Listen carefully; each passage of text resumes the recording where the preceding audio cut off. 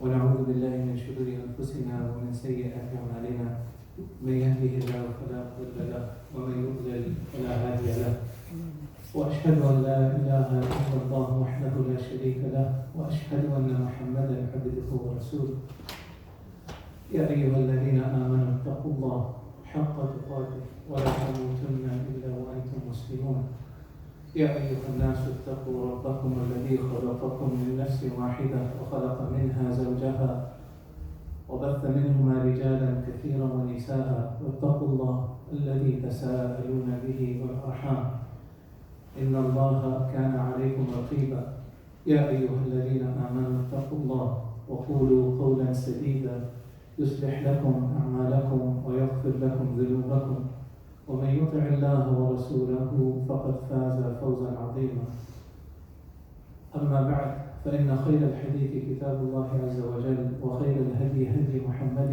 صلى الله عليه وسلم وشر الأمور محدثاتها وكل محدثة بدعة وكل بدعة ضلالة وكل ضلالة في النار. Brothers and sisters, Assalamu alaikum wa rahmatullahi wa barakatuh. Brothers and sisters, this morning, inshallah, we will start a program to recite the Quran, inshallah, on the brother's side and on the sister's side. The idea was in preparation for Ramadan. Ramadan is a little bit more than 2 months away, 2 months and a few days away. And the idea was to go through the Quran, inshallah, and to recite. And the idea was to recite half a juz every day. And we would get together in circles, inshallah, and recite. Everybody would recite a page, inshallah, as we go around the circle. Brothers and sisters, in preparation for that, I just wanted to share with you something about the value of the Quran and why it's so important for us to develop a bond with the Quran. This is really the main foundation of our deen, the Quran. And the Sunnah comes to explain and expound upon the Quran. Brothers and sisters, our entire Iman deals with this issue, that how strongly we are connected to the Quran. One time when Rasul sallallahu alayhi wa sallam, he said, "Man sarrahu an yuhibba Allah wa rasulahu falyaqra fil mushaf." He said that whoever would like to love Allah and His Messenger, then let him read in the mushaf. Let him read the mushaf, meaning the Quran. So the point being that each one of us has to ask ourselves, what do we really love in this world? What do we really like? What do we really love? What's our priority in this life? Here, Rasulullah is saying that if you are looking to love Allah, because sometimes we ask ourselves this question, how do I love Allah? How do I love His Messenger? Well, here's one way, and the main way, and that is to read the Mus'haf, to read the Quran, to read the Quran. And again, as I said, the issue comes up is that, well, what do we really love in this world? I mean, I'm trying to bring this hadith of the Prophet ﷺ to our hearts in the sense of internalizing the message of this hadith. Because you have to compare with what do we like in this world? What do we love in this world? Whether it's food, to the degree that these days people call each other foodies, because they love food to such a high degree. People are attracted to the masjid or various events, if there's good food. Depending on what type of cuisine you like, whether it's American, whether it's Italian, whether it's Pakistani, whether it's Arab, whether it's Somali, whether it's Eritrean, whatever.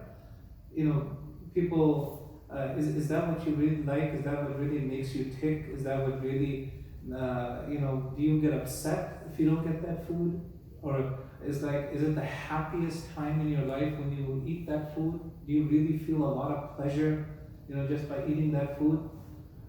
That kind of gauges your activity, it kind of gauges your orientation, that what do you really like? What makes you happy? Is it money? Is it your career? Is it sports, for example? Is it Is it getting something material like a new phone or a new car or something of that nature? So these are things. Allah Subhanahu wa Taala knows that this is how the human being is. That خُلِقَ الْإِنسَانُ ضَعِيفًا, as Allah Subhanahu wa Taala says, the human being has been created weak. So therefore, Allah Subhanahu wa Taala says that the tendency of the human being is to love the world.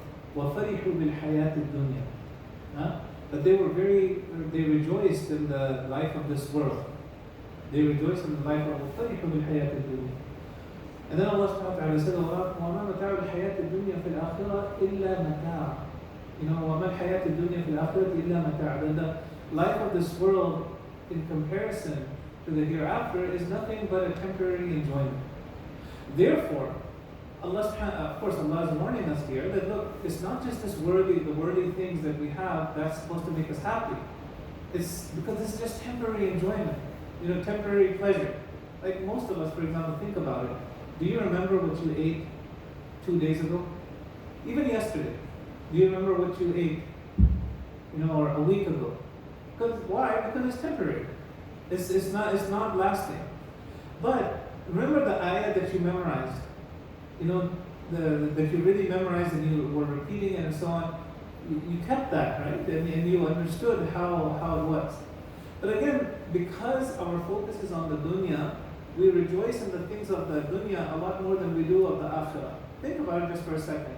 That if somebody gave you a Quran, would you really be happy as compared to somebody gave you an iPhone?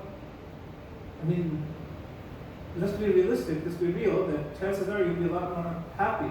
If I gave you, for example, the 9 volumes of Sahih al-Bukhari, versus if I gave you, like say, $500, which one would you be happier with? It depends. Of course, I mean, the right answer is Sahih al-Bukhari, you're right. But what's the real deal? Do we really, it's like somebody gave us Sahih Bukhari, yeah, mashallah, thank you so much. But we're pretending. But if somebody gave us $500, oh brother, you don't know how that's going to make my life change. Why did they say that about Sahih Bukhari? Because the orientation is a little different on what makes us happy and what doesn't. That's why in Surah Yunus, Allah Subhanahu wa Taala in Surah 10, Ayah 58, Allah Subhanahu wa Taala says, قُلْ بِفَضْلِ اللَّهِ وَبِرَحْمَتِهِ فَبِذَلِكَ فَلْيَفْرَحُوا هُوَ خَيْرٌ مِّمَّا يَجْمَعُونَ. That, openly declare, tell people that by the grace of Allah, the bounties of Allah, and by His mercy, that's what you should be happy with. And the ulama of tafsir, the scholars of tafsir, they tell us that Fadlullah here means Islam. And Rahmah, bi rahmatihi here means the Quran. In other words, tell people that with the Islam that Allah has given us and His mercy, the Quran that He has given us, this is what you should be happy with. فَبِذَلِكَ فَلْيَفْرَحُوا. This is much better than what people are amassing, what people are collecting. Last thing, brothers and sisters, for this morning, Rasul sallallahu alayhi wa sallam, obviously, he knew the mentality of the ummah, and he knew what the challenge was, for this ummah. And he said that, in the fitnat ummati al-mal, that the greatest trial of this ummah is money. The greatest trial of this ummah is money. And that's why people get very clingy when it comes to money. And it's difficult to spend and so on. So anyway, Rasul sallallahu alayhi wa sallam, obviously he knew that, and he cautioned us. He said, "Ta'isa abdul dinar, ta'isa abdul dirham." That made, Rasul sallallahu alayhi wa sallam, who Allah described as the mercy to the world, right? I mean, he's always nice and kind and gentle and polite and you name it. A mercy to all of mankind. Yet he says, "Ta'isa abdul dinar, wa ta'isa abdul dirham." That may the one who worships the dinar and the one who worships the dirham, may they be miserable wretches. May they be miserable. So now, you wonder to yourself, it must be a pretty serious thing that Rasul sallallahu alayhi wa sallam, the kindest of all human beings, beings, mercy with mankind is making a statement like that. Were people actually doing sajda or ruku' to the dirham or to the dinar or to the dollar in our days? No, not really. But their life was engaged with just that. So therefore, Rasul sallallahu alaihi wasallam, one time the Sahaba were sitting like we're sitting now, and he came up upon the Sahaba and he said, as the hadith goes, it says Sahih Muslim, that Rasul sallallahu alaihi wasallam came upon the Sahaba, and he asked them that, which one of you, who among you, would like to go every morning, every day, would like to go to this place known as Buthan or Al-Aqiq, Wadi Al-Aqiq, who would like to go to these places? And these places are, roughly, 11 and a half, 12 miles to 15 miles away, each one of them, okay? So, and of course, in those days they didn't have a train or a bus or a car. They walked those unless they rode a horse or a camel, right, or a donkey. So it would take them walking. Most of them would be walking. It would take them a good 5 hours, 4 or 5 hours, maybe a little less or more, one way, and then one on the way back. In other words, it pretty much would take them the whole day to go all the way to this place, these two places. Why did he mention those two places? He said because they were the ones that where the camels would be sold. It's like going to a car trade show, right? It's like going to an auction for cars, right? These days. So it was like a big market for camels. Anybody who wanted to buy the camels, these were the two famous markets outside of Medina, to the south and west and east of Medina. So Rasul sallallahu alaihi wasallam says that who among you would like to go every day, in the morning, just go there and فَيَأْتِي بِنَاقَتَيْنِ كَمَاوَيْنِ, meaning that who would like to go to these markets and get these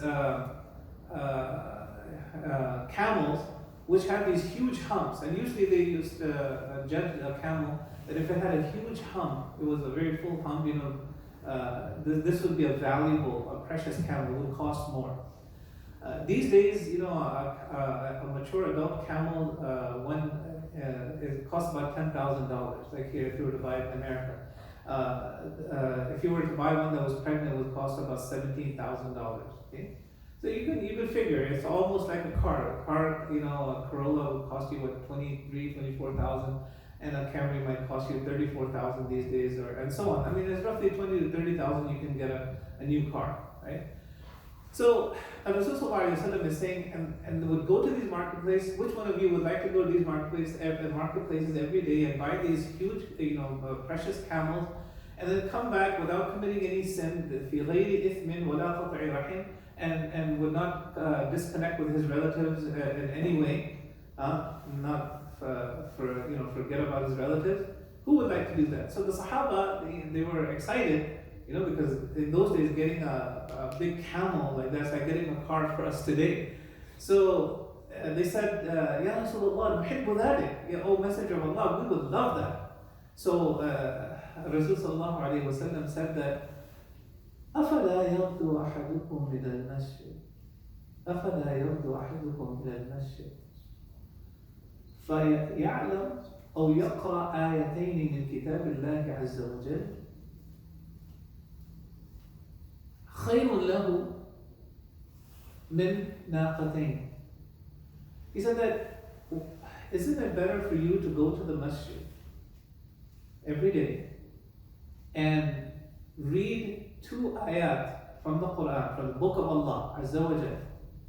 Isn't that better than getting 2 precious camels?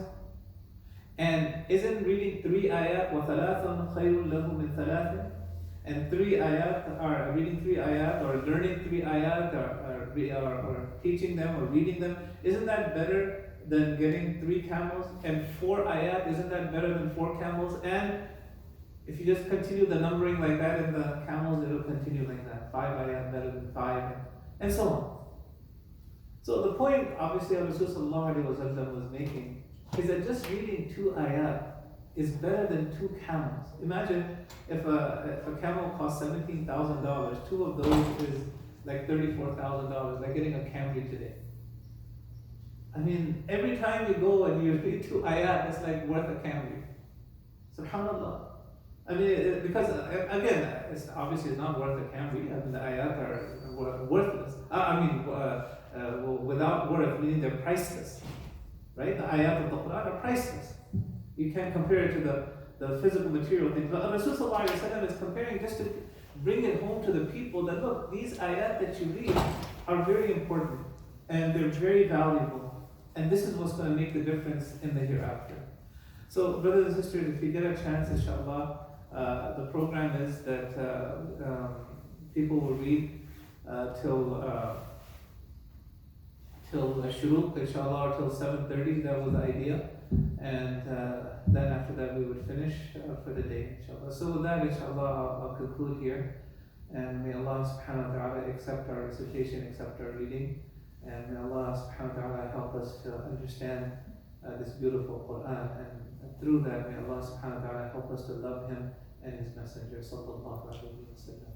سبحانك اللهم وبحمدك أشهد أن لا إله إلا أنت أستغفرك وأتوب إليك. والسلام عليكم ورحمة الله وبركاته.